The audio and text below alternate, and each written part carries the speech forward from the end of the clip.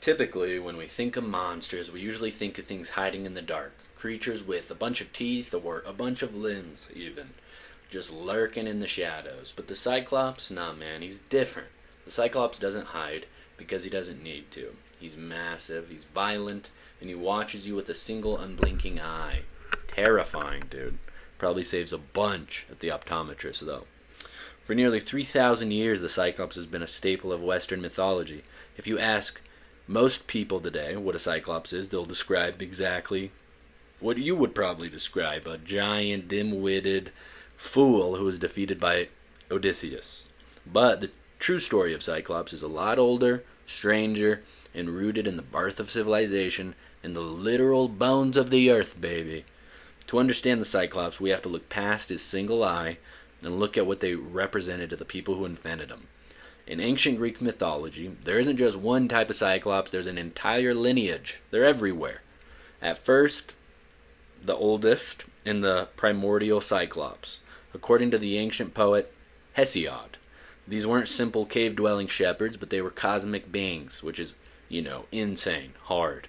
Their names were Brontes, Steropes, and Argos, literally translated to thunder, lightning, and brightness.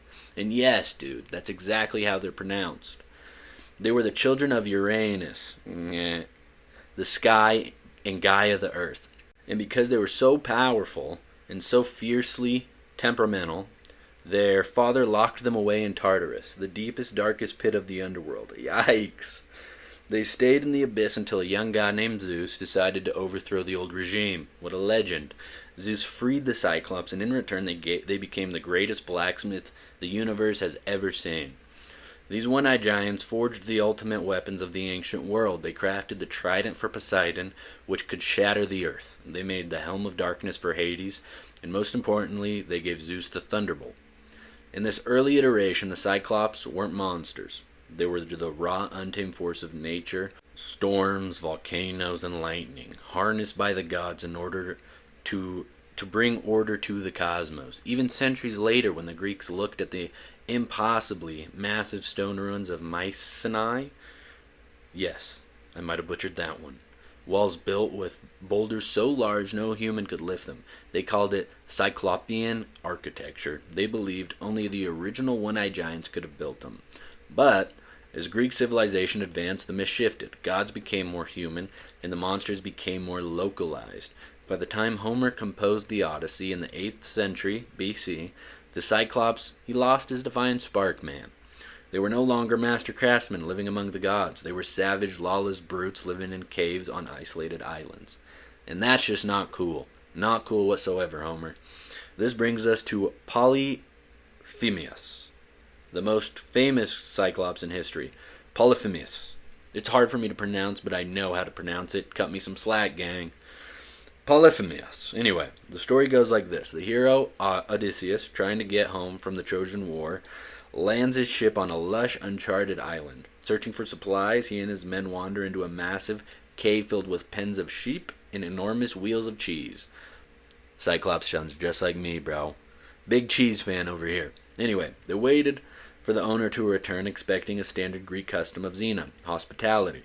Instead, the owner returns its Polyphemus, a Cyclops and the son of Poseidon. He seals, like Percy Jackson.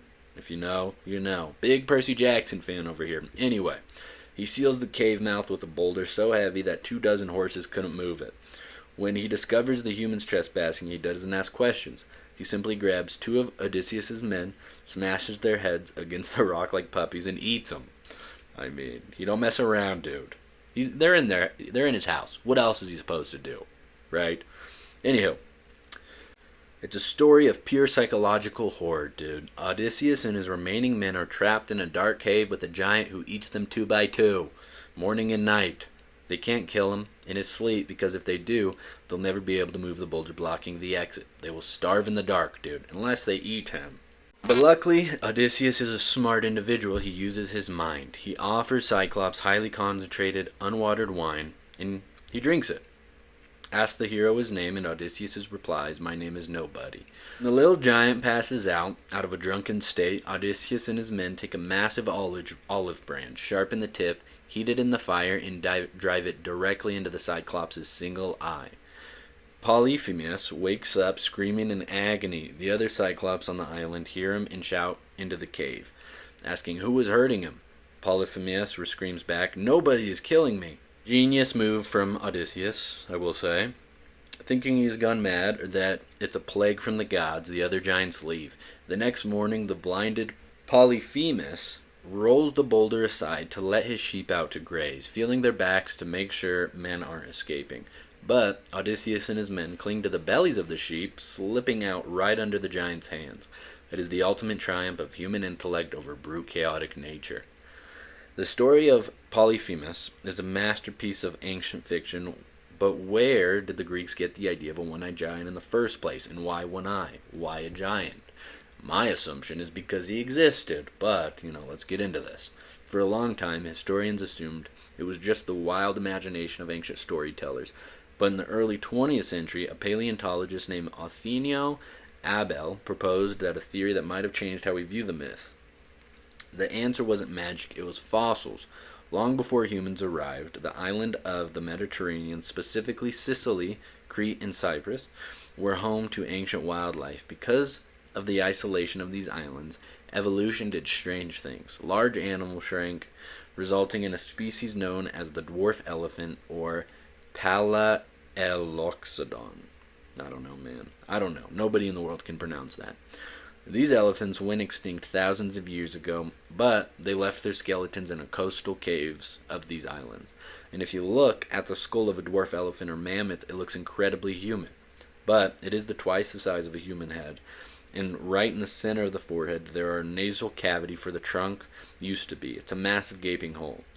Imagine being an ancient Greek sailor thousands of years ago exploring a dark cave in the coast of Sicily. You hold up your torch and there it is, half buried in the dirt is a massive skull.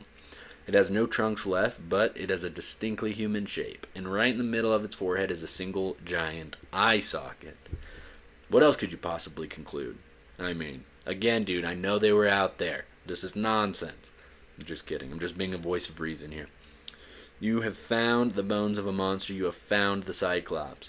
Modern paleontology heavily supports this theory. The place where ancient Greeks claimed the Cyclops lived, like Sicily, are the exact same locations where these fossilized elephant skulls are found in abundance. The myth was born from early humans trying to make sense of prehistoric world they were digging up. I'm not buying it. He's out there. They're trying to get us, gang. Don't fold. There's another more grounded theory regarding the origins of the earliest Cyclops, the blacksmiths of the gods.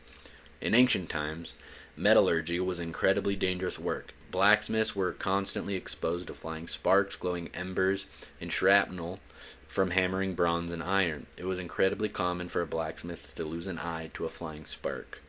I already see where they're going with this. Not buying it. Some historians suggest that early guilds of blacksmiths may have purposely worn eye patches over one eye to protect it, ensuring they would always have at least one good eye to work with. Over generations, the image of the massive, muscular blacksmith with only one eye passed into a legend, which elevated them from mortal laborers to the divine architects of Zeus's weapons. The myth of the Cyclops is a perfect reflection of how human storytelling evolves. It started as a way to explain the terrifying force of nature, the thunder that shook the sky, and the volcanoes that shaped the earth. It evolved into a cautionary tale about the dangers of the uncivilized world, a monster used to prove the superiority of the human mind, and ultimately we discovered that the myth was likely born from our ancestors staring at the fossilized remains of a world that existed long before us. The Cyclops never truly existed, allegedly, but the storms they represent are still here. The caves they allegedly lived in are still here, and the bones that inspired them are resting in the dark waiting to be found. So, that's it, man. I think he existed. I'd like to believe they all existed. But let me know what you guys think. Let me know if you enjoyed this video, who you want me to draw and talk about next. And I appreciate you guys for hanging out. Subscribe for more. And peace.